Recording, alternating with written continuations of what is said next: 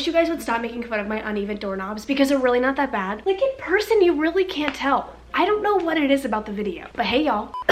I'm sick. I'm gonna say that in every video because I want you to feel bad for me. I need pity. This is my attempt at being fallish. I was gonna wear a pumpkin shirt, but I don't know where it is. I don't know how I lost a white t-shirt with a giant pumpkin on it, but I did. So we're just going with this. Whatever, it's fine. Oh, I forgot to turn off the stream I was watching because I'm stupid. Anyways, I'm actually really excited for this video. I had so many of you guys wanting me to read about Dear David. I think that's what it's called.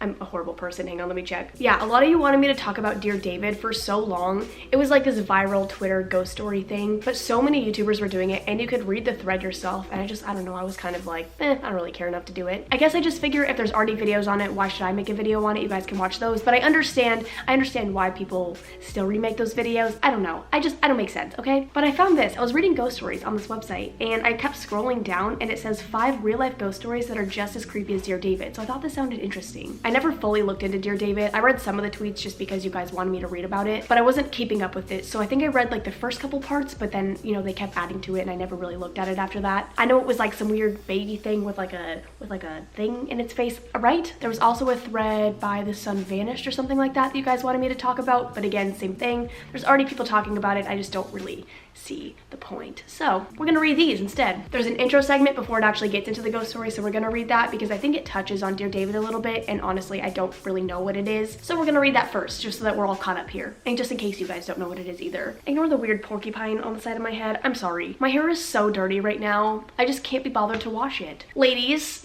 you understand. If you need the abridged version, in August of 2017 a writer named Adam Ellis started tweeting about strange happenings in his apartment, claiming it was haunted by a dead child known as Dear David, who had visited him in a dream state. He updated his followers on the Dear David saga for months to come, highlights of which include creepy photos, videos, and sound recordings, prophetic dreams, nightmares, and apparent continued visits from Dear David himself. All in all, the ongoing Twitter horror story was both frightening and engrossing, and his 1 million followers were nothing short of addicted to the beyond terrifying tale, which you can read more about. I'll have it linked down below. And much to the delight of horror film fans, Ellis's alleged real-life experience is reportedly now being wait, it's gonna be a fucking movie, holy shit. Can you imagine making a Twitter thread and it becoming a fucking movie? That's fantastic. That said, there are tons of frightening real-life ghost stories that are just like Dear David. Hope you're not home alone when you read up on these terrifying and reportedly true tales. So then the first story is called The Haunting of Hotel Monte Vista.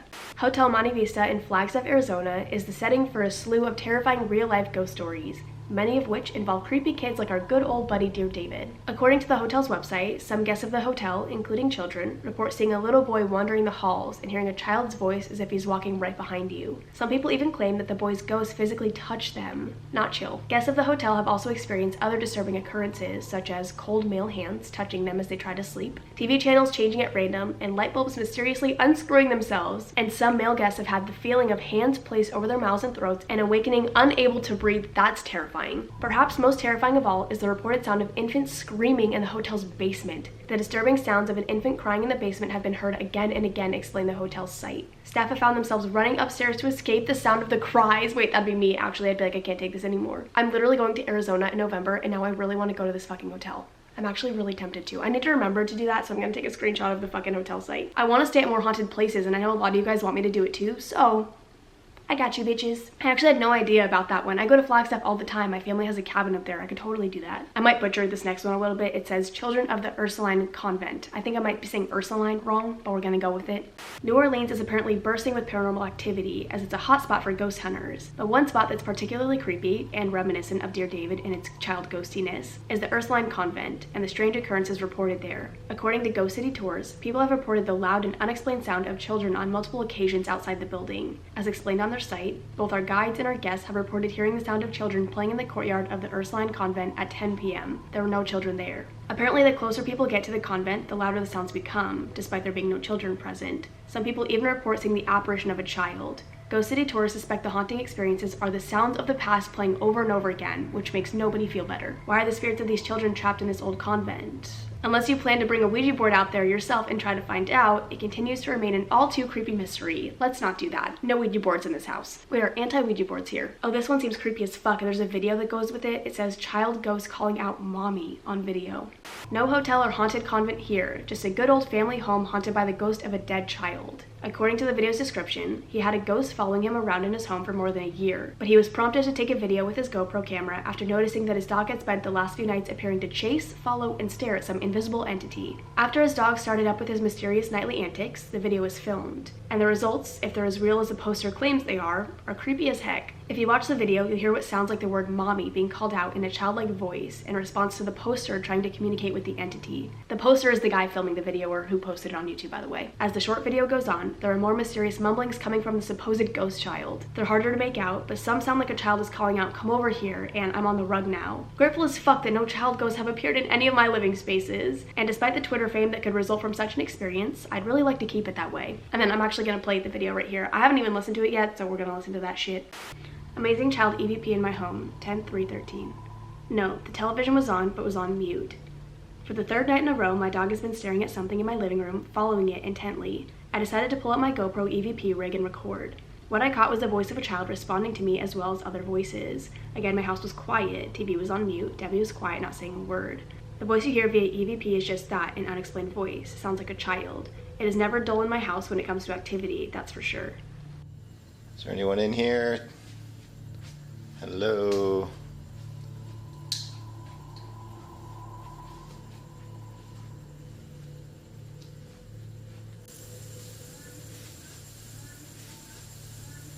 Holy fuck.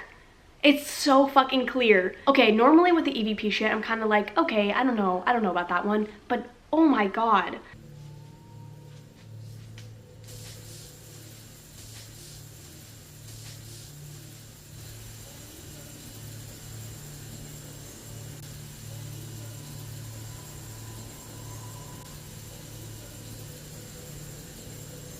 "I'm on the rug now" is questionable. That's like what I'm talking about. Sometimes it's just really hard. And I feel like when you tell somebody what it's saying, it's easier to hear it as that, if that makes sense. Like if you told them he's saying "fuck me in the ass," somebody's gonna hear it as "fuck me in the ass" because you're telling them that's what you're saying. So I don't know about that one, but the mommy, holy Jesus. I don't know if a child would scare me as much as like a man. I think the idea of like a child ghost is really creepy just because, I don't know, they're just weird and they're small. I don't know. But the thought of like a giant man, I think scares me a little bit more. And this child sounds really innocent. It's actually really sad. Okay, watch the rest of the video and nothing else really happens in it, so we're just gonna leave it at that. But oh my god. And then to end it off, we have Ghost Girl's haunting photo at The Shining's infamous hotel. Fun fact, I've actually never seen The Shining, so I really don't know what to expect here. And then of course the first line says, "We've all seen The Shining. If you haven't, please do. It's one of the best horrors of all time. I should probably check it out." Are you guys so excited for Halloween? It's definitely already come out by the time I'm uploading this, but I cannot wait to fucking see it. And then it says, "If you've seen the film, you are therefore familiar with the mega creepy vibes of the Stanley Hotel in Estes Park, Colorado." I've actually heard about the Stanley Hotel, it being haunted, so okay, I don't feel completely out of the loop. I also don't know if I said Estes Park correctly. I'm sorry, I suck at things. In June of 2017, a family reportedly attended a spirit tour at the hotel, but it wasn't until they got home that they realized the ghostly vibes may have been all too real. A photograph reportedly taken by the family of the hotel's staircase appeared to show two ghostly figures of young girls,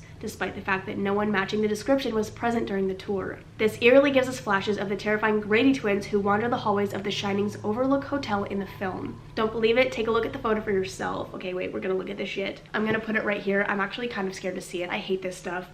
Wait, holy fuck. Wait, holy Jesus Christ. Wait, oh my god. Wait, what the fuck? Wait, that is so terrifying. That is so fucking creepy. I hate that, I hate that, I hate that, I hate that. Oh my god. I don't understand how people don't believe in this shit, but whatever, okay? Anyways, wait, we actually have one more. Did I say that was the last one? I thought we had already read 5, but whatever. This one's called The Poltergeist of the Beck Woman's Home, and my camera's gonna stop recording. Focus. Gotta love a good poltergeist story, and this one is considered very true and very unexplained. According to Haunted Room's website, the 3 women who made up the Beck family moved into an Indianapolis home in the 1960s. Strange and mysterious things began to take place, such as a cup reportedly moving on its own and other objects crashing to the ground while everyone in the house was on a different floor. Their family existence wasn't a peaceful one. The household suffered a lot of stress and turmoil, which only seemed to encourage the ghostly spirit in its antics. Eventually, things spiraled, ending with objects and glassware being smashed to the ground while a woman following her home and the members of the family having unexplained scratches and bruises on their body. The events were investigated, but to this day, much of what took place in the house has no explanation. That was really short, but that's still terrifying. You guys, this website has so many fucking good ghost stories on it. Wait, I want to read from this website more often, but I hope you guys enjoyed. I hope this makes up for me never reading about Dear David. I hope this makes everything better for you guys. Also, I hope that you guys like all the spooky videos that are coming back, because I feel really bad for not having them for so long. I really miss reading these stories, all the ghost stories and all the spooky shit, and I'm really happy to be back into it. Whenever I'm filming, I always remember why I love filming, but it's just so hard for me some days to like get up and force myself to do it because it just seems